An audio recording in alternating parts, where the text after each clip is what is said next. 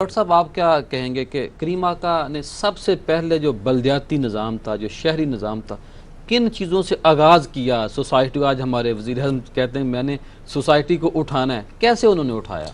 Doctor साहब ने बड़ी खूबसूरत बातें की हैं और जो हदीस शरीफ पढ़ाने वाले लोग होते हैं उनकी बातों की एक अपनी खुशबू और महक होती है। तो तारीख़ के तालिब इल्म की भी अपना मुकाम है। वो तो वैसे तालिब इल्म का अलग से ही एक अपना मुकाम है। तो नबी अकरम सल्लल्लाहु अलैहि वसल्लम ने जो उस एक सिस्टम जिसकी बुनियाद रखी और फिर दुनिया ने जिससे रोशनी हासिल की कि एक गली जो है उसकी चौड़ाई कितनी होनी चाहिए। दो लदे हुए बैल, नबी सल्लल्लाहु अलैहि वसल्लम ने फरमाया कि दो लदे हुए बैल, मतलब ये है कि आज दो गाड़ियाँ, मोटर गाड़ियाँ वहाँ से गुजर सकें।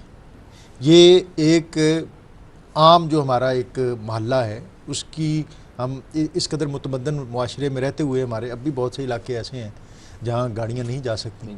तो उस दौर में नबी अकरम सल्लल्लाहु अलैहि वसल्लम ने जो इंसानियत की रहनुमाई फरमाई, उम्मत की रहनुमाई फिर फरमाया कि मस्जिद नबवी सेक्रेटेरिएट था और शहर में जो भी रोड है, सड़कें जितनी आने वाली हैं वो डायरेक्टली उस जगह तक पहुँचें, आने वाले को सहूलत हो। और आपने फरमाया कि तुम्हारी जो मार्केट है वो ड्यूटी फ्री होनी चाहिए, टैक्स फ्री होनी चाहिए। चीज़ों की जो उसकी कीमत है वो आम आदमी की पहुंच तक होनी चाहिए।